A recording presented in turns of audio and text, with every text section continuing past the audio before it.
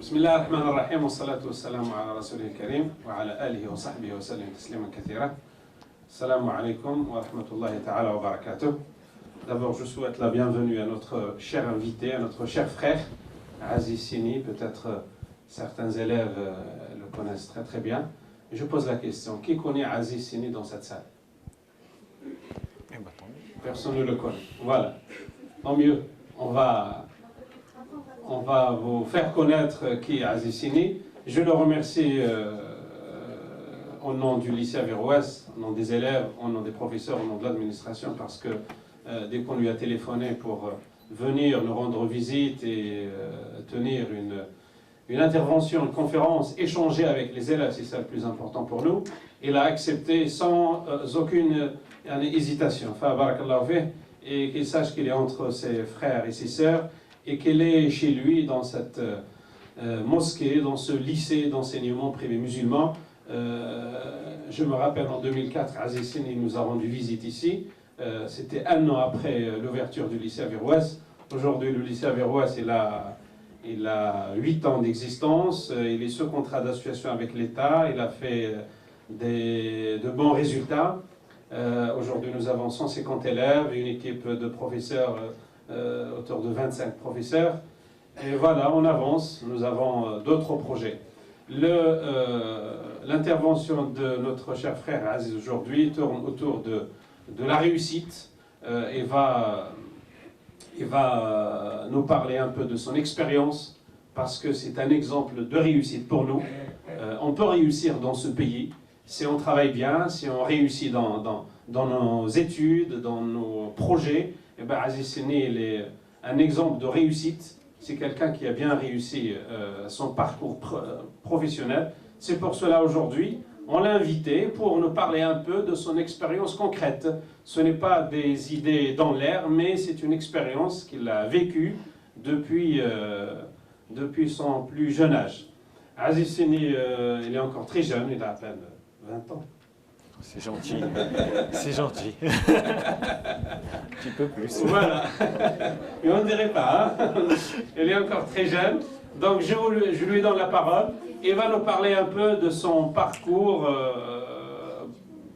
professionnel, Inch'Allah. Et après, je vous donne la parole pour poser des questions et échanger un peu avec lui. Enfin, je vous demande d'être à l'écoute de notre cher frère Aziz. Tfaddal, Aziz. Merci. Je vais me mettre debout si ça ne vous dérange pas, parce que je suis plus à l'aise debout. D'abord, vous m'entendez mal? Je vais prendre l'autre. Alors, comme je disais, je vais me mettre debout. Ce sera plus simple pour ceux qui sont au fond et me verront, et puis moi je les verrai. Salam alaikum, bonjour à toutes et à tous. Merci d'abord au lycée Averroès de cette invitation, et c'est toujours avec un grand plaisir que je viens rendre visite aux élèves de cet établissement.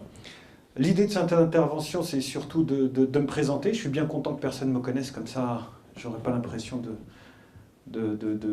vous refaire vivre quelque chose. Me présenter, vous présenter un petit peu qui je suis, ce que j'ai fait, d'où je viens. Vous présenter aussi les actions que je mène en faveur du développement économique des banlieues. Et puis ensuite, j'espère vraiment du fond du cœur qu'on pourra échanger en toute franchise, sans concession, et poser toutes les questions qui vous passent par la tête. C'est surtout ça qui sera le plus enrichissant pour vous et pour moi aussi. Alors, je m'appelle Aziz Sini, j'ai 34 ans. Je ne suis pas né en France, je suis né au Maroc. Je suis arrivé à l'âge de 40 jours. Tout à l'heure, vous avez dit que j'avais 20 ans, j'en ai 34. Je suis né en 1976, et comme beaucoup de ces immigrés, mes parents étaient arrivés avant nous, à une époque où la France avait besoin de main-d'œuvre. Donc mon père est arrivé, moi je suis né au Maroc, ma mère et moi sommes arrivés quelques mois plus tard pour le rejoindre à Mantes-la-Jolie, au Val-Fouré. Je ne sais pas si certains savent où ça se trouve, c'est dans les Yvelines, dans le 78 exactement, Mantes-la-Jolie. Et c'est dans le quartier du Val-Fouré que j'ai grandi. J'ai grandi, j'étais pas le meilleur à l'école, j'étais pas non plus le dernier, j'étais souvent celui qui faisait rire la classe. Mais j'étais un élève moyen, mais j'avais pas le choix, il fallait travailler à l'école parce que j'avais un papa qui peut-être va vous rappeler le vôtre, très dur, très très dur. Il fallait absolument avoir des résultats à l'école et il était souvent derrière. Donc bon an, mal an, j'ai obtenu un bac économique. Un bac économique parce que tout simplement je n'avais pas pu aller sur une filière maths scientifique. Parce que j'étais pas suffisamment bon en maths et qu'en seconde, j'avais pas suffisamment travaillé tout simplement. Donc on m'a orienté vers une première économique. J'ai obtenu un bac économique, toujours moyen, au rattrapage, sans trop forcer. L'idée de créer mon entreprise a toujours été quelque chose ancré en moi. Alors souvent on me dit, mais pourquoi vous vouliez créer votre entreprise ? Ça me surprend toujours cette question. La réponse elle est aussi simple, c'était pour gagner de l'argent. Parce que quand vous êtes dans une cité, que votre père il est ouvrier, que votre mère ne travaille pas, que vous êtes 6 enfants, que les fins de mois ne sont pas faciles, eh bien vous avez juste une envie, c'est d'arrêter d'avoir cette réponse où à chaque fois que vous demandez, ça on ne peut pas parce qu'il n'y a pas d'argent. Cette année on ne partira pas en vacances, on ne retournera pas au Maroc parce qu'il n'y a pas suffisamment d'argent, on attendra l'année prochaine. On ne peut pas faire ça parce qu'il n'y a pas suffisamment d'argent. Quand vous êtes au lycée, vous voyez vos petits camarades aller au théâtre, aller au cinéma, partir en vacances. Vous ne pouvez pas parce que vous n'avez pas d'argent. Donc la seule manière que je voyais pour moi de m'en sortir, de remercier aussi mes parents, parce que enfant d'immigrés, l'immigration, je crois que beaucoup dans la salle savent ce que c'est, de voir ses parents loin de la famille, avoir sacrifié tout ce temps, ne pas voir eux-mêmes leurs parents ou les voir une fois par an, et puis de se sentir un petit peu finalement étranger dans un pays qui n'est pas le vôtre. Eh bien tout ça, c'était aussi une manière de leur dire merci pour tout ce qu'ils ont fait. Une manière aussi de se dire, il faut que je réussisse aussi pour mes enfants, pour l'avenir, pour pas qu'ils revivent ce que j'ai vécu moi-même. Je vous ai dit, toutes ces frustrations, pas partir en vacances, pas aller au théâtre, pas aller avoir accès à la culture, ne pas faire de bonnes études, trop longues études. Moi, les études, j'en ai fait jusqu'à Bac+2, BTS.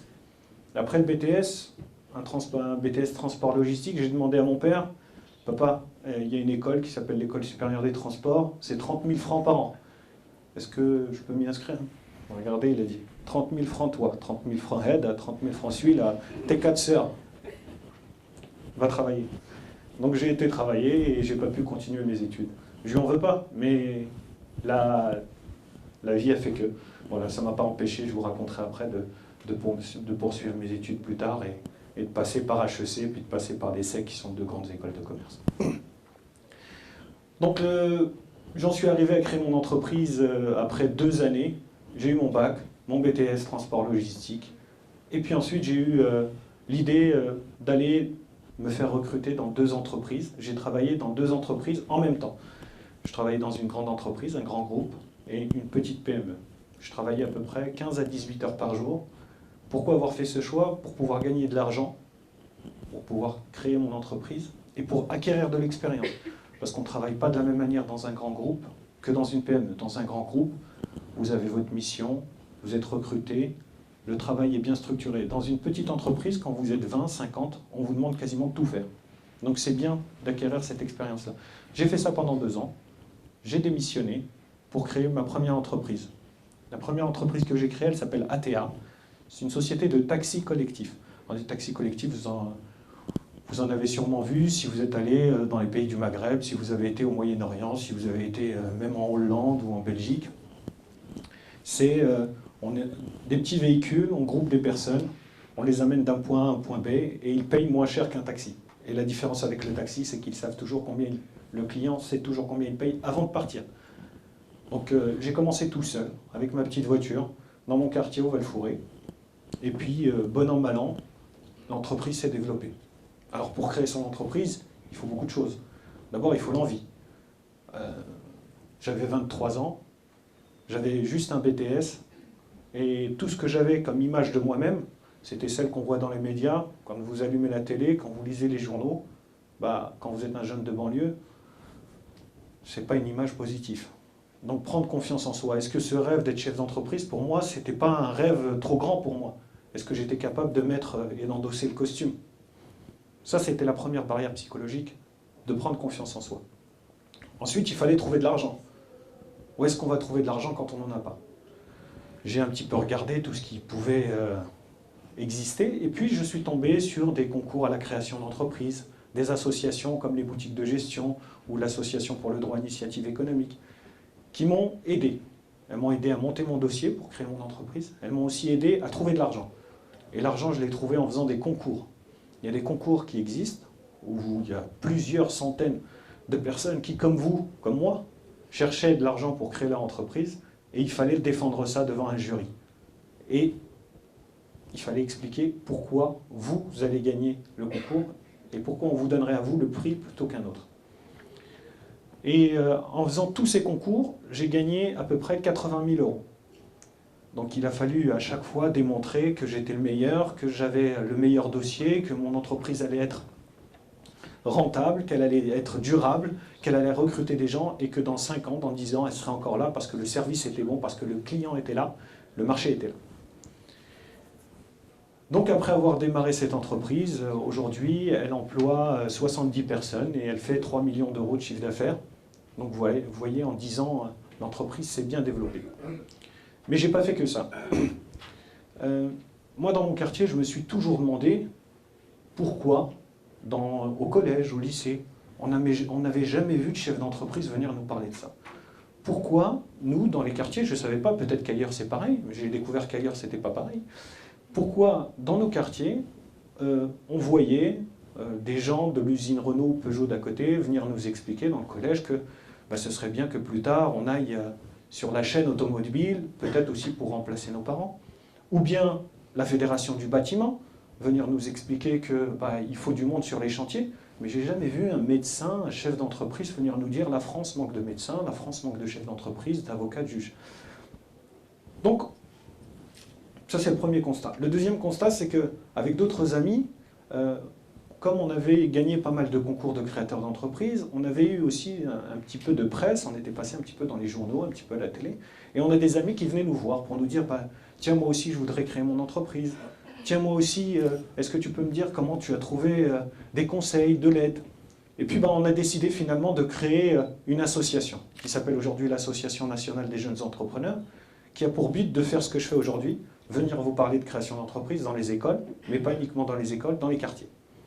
Deuxièmement, d'accompagner tous ceux qui sont issus de ces quartiers et qui veulent monter leur boîte, développer leur affaire. Parce que c'est un peu compliqué avec l'administratif, comment trouver de l'argent, comment structurer une équipe, trouver de l'aide, c'est quelque chose d'important. Et troisièmement, fédérer, réunir les gens pour qu'ils se connaissent entre eux, échangent leur expérience et puis fassent des affaires ensemble.